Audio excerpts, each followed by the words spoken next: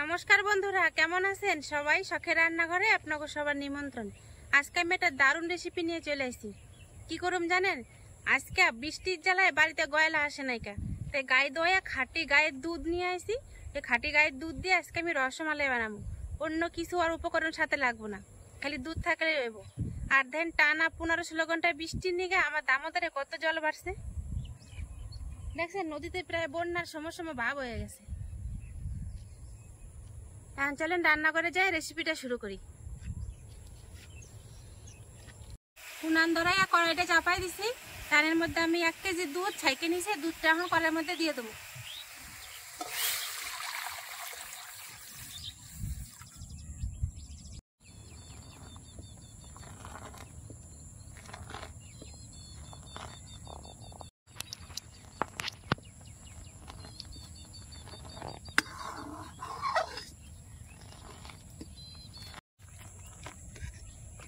দুধটা ভালো করে জাল করে নিছি। এখন নিচে নামাইয়া তারপর দুধের থেকে ছানা কাটে নেব।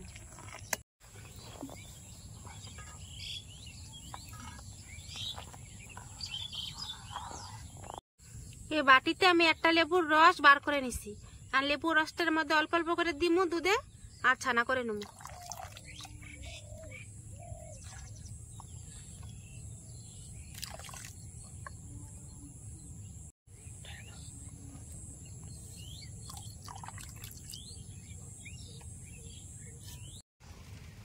এই দেখেন বন্ধুরা, অল্প অল্প করে লেবুর রস দিয়া কি সুন্দর ছানা হয়েছে না?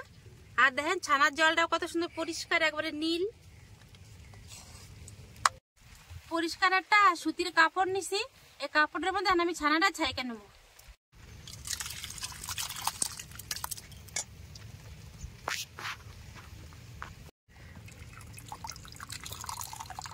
জলটা কিন্তু ভালো করে জড়াই নিতে হবে। ছানাটা ভালো করে জল ঝরাই নিছি। এখন পরিষ্কার জল দিয়ে ভালো করে ধুয়ে নেবো, যাতে লেবুর টক গন্ধ না থাকে। ছানার জলটা ভালো করে চিপড়ে আর দেখেন ঘরের চালের সাথে ঝুলাই থইছি। 5 মিনিট রাখলে তাহলে ছানার যে বাড়তি জলটা আছে সেটা জইরা পড়ে যাবো গা। প্রায় 15 মিনিট ধরে ছানাটা আমি ঝুলাই রাখছিলাম। এখন আর জল ঠল ঝরতেছে না, নাহিনিকে নামাই নিছি। এটা নামাই রাখে এবারে উনানে চিনির সিরাপটা বসাই দেবো। এখন আমি বাটি মাইপে 1.5 বাটি চিনি দিয়ে দেবো।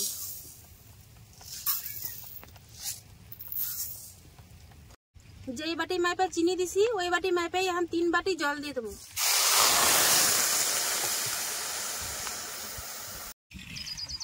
যখন চিনিটা দিবেন চিনির মাপটা মনে রাখবেন, যেটুক চিনি দিবেন তার ডবল জল দিলেই কিন্তু হয়ে যাব। চিনি শিরাটা ফুটে থাকুক, ততক্ষণে আমি ছানাটা মাখাই নেব।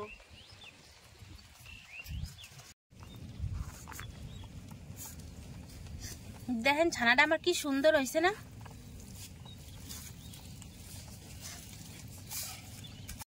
যখন আমরা রসগোল্লা বানাই, ছানাটা কিন্তু আমরা হাতের তালুর সঙ্গে এরকম চাইপা চাইপা মাখাই।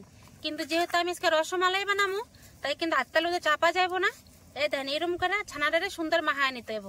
কিংবা এরকম করে কচালেও মাখাইতে পারেন, কিন্তু হাতের তালু দিয়ে চাপবেন না, তাহলে ছানা থেকে ফ্যাটটা বাইরে গেলে রসমালাই কিন্তু খাইতে আর ভালো লাগবো না।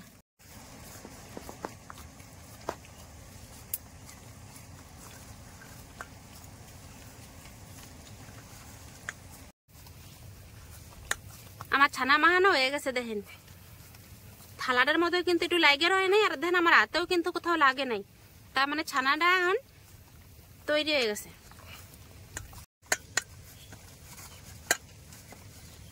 ছানার থেকে আমি একটু করে ছোট ছোট গুলি করে আলাদা করে নেব, তাহলে সবগুলো একই সাইজে রইব আর আমার বানাইতে অসুবিধা হইব।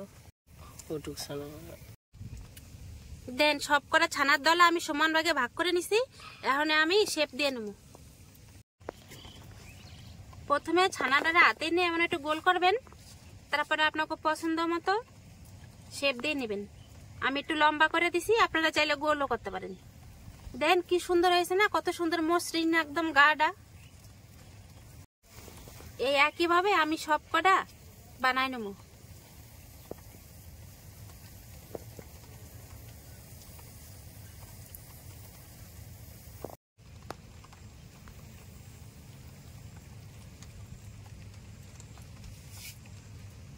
দেখেন বন্ধুরা, সব কটা রসমালাই আমার সুন্দর করে শেপ দেওয়া হয়ে গেছে। কত সুন্দর দেখান ধরছে না? রসমালাইগুলো শেপ দিতে দিতে এদিকে আমার চিনি শিরাটাও সুন্দর ফুটে উঠছে। এখন আমি এগুলো চিনি শিরার মধ্যে দিয়ে দেবো। ফুটন্ত শিরার মধ্যে কিন্তু এগুলো দেওয়া লাগবে।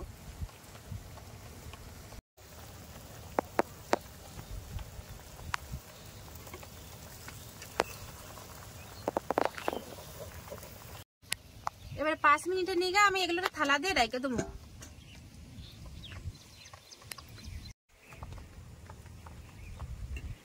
পাঁচ মিনিট ডাইকা বেশ জোর করে জাল দিয়ে দিছি উনানে। এবারে ঢাকনাটা খুলে দেখুন মিষ্টিগুলো কি পর্যায়ে আছে।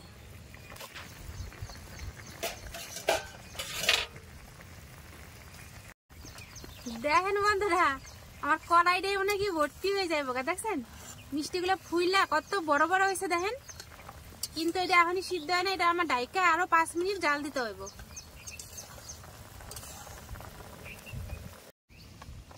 আমি আবারও ডাইকা 5 মিনিট জাল দিছি। এখন আবার উল্টাই দেখুন কেমন হয়েছে।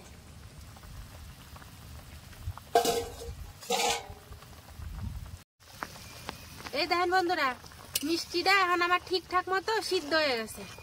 এখন আমি এটা থালের মধ্যে নামাই নেব।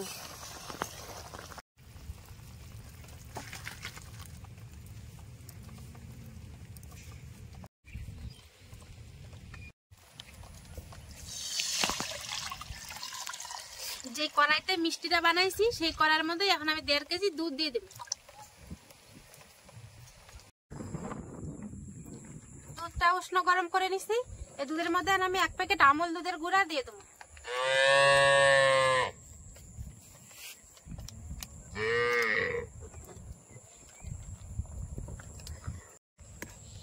দেড় লিটার দুধের নিয়ে আমি এনে হাফ বাটি চিনি, মানে এনে 150 গ্রাম চিনি আছে। আপনারা যে যেরকম মিষ্টি পছন্দ করেন সেরকম মতো চিনি দিয়ে দিবেন।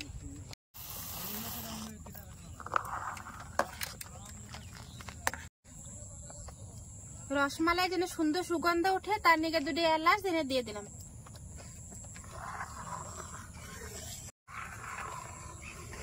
দুধের মালাইটা আমার তৈরি হয়ে গেছে। এর থেকে বেশি যদি ঘন করি তাহলে আবার মিষ্টির মধ্যে মালাইটা ঢুকবো না। তার নিকে মালাইটা একটু পাতলা রেখে মিষ্টিগুলো দিতে হইব। তাহলে মালাইটা যখন মিষ্টির মধ্যে ঢুকবো মালাইটা এমনি ঘন হয়ে যাবে। তার আমি এর মধ্যে মিষ্টিগুলো দিয়ে দেবো। মিষ্টিগুলো এখন খুব ভালো করে ঠান্ডা হয়ে গেছে। আর মিষ্টিগুলো আমি ছাকনার সাহায্যে এরকম করে ছাইকা তারপর দেবো। রস শুদ্ধ কিন্তু দেওয়া যাবে না।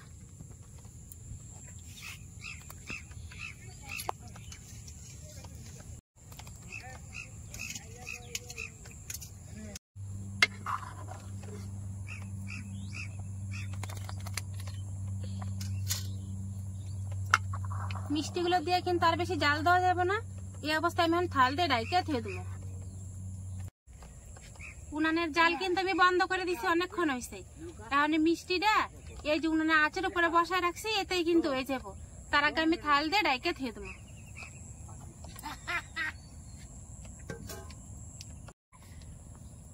দশ মিনিট হয়ে গেছে, উনানের উপরে বসায় রাখছি।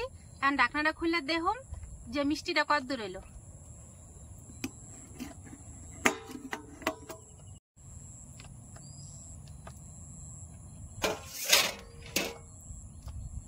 বন্ধ করো। রসমালাই আমার পুরোপুরি রেডি। দেখেন এটা যখন ঠান্ডা হবো তখন কিন্তু এই যে মালাইটা জইমা আরো শুকনো হয়ে যাবো। এখন গরম দেহে এরকম পাতলা রয়েছে। এখন গাবলার মধ্যে নামাই নেব।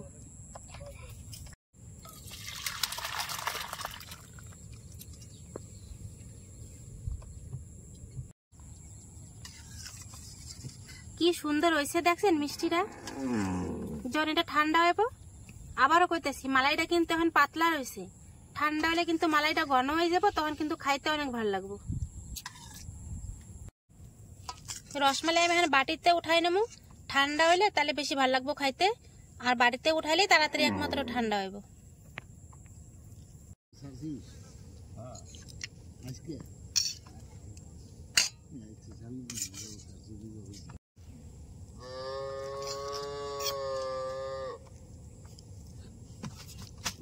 দেখেন কি সুন্দর দেখাইতেছে। দেখেন রসমালাই গুলো এখন ঠান্ডা হয়নি, তারপরে খাবো। দেখলেন তো কত অল্প সময়ে আর খালি গরুর দুধ দিয়ে এত সুন্দর রসমালাই তৈরি করে ফেলাম। আপনারাও কিন্তু পারবেন অতি সহজে এরকম করে রসমালাই তৈরি করতে। কারণ আপনাকে দেখামু রসমালাইটা আমার কতখানি রসে টইটুম্বু হয়েছে, আর কত নরম তুলতলা হয়েছে। এদিকে আসেন।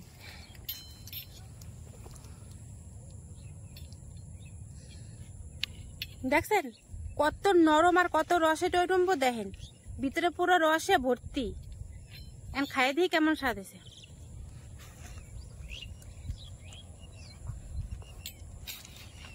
দারুণ স্বাদ আছে বন্ধুরা, মুহে দিতে পুরো মিলাই যাওয়া ধরছে। পুরো মালাইতে মিষ্টিরা নরম তুলতলা হয়ে গেছে। আপনারা তো দেখলেনি।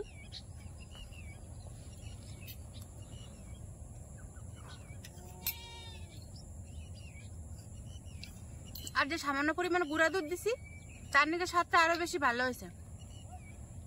আপনারা অবশ্যই বাড়িতে একবার হলেও বানায় দেখবেন, অসম্ভব সুন্দর স্বাদ হয় খাইতে। তাহলে আজকে যদি আমার এই সহজ রেসিপিটা আপনাকে পছন্দ হয়, অবশ্যই এটা লাইক, কমেন্ট, শেয়ার আর সাবস্ক্রাইব করে দিবেন। আর ফেসবুকের থেকে দেখলে ফলো করতে ভুলেন না। অসম্ভব স্বাদ, মুহে কইয়া বোঝানো যাবে না। তাহলে আজকের ভিডিওটা এখানে শেষ করি, যাবে পরে একটা ভিডিওতে। ততক্ষণে নিগা, নমস্কার।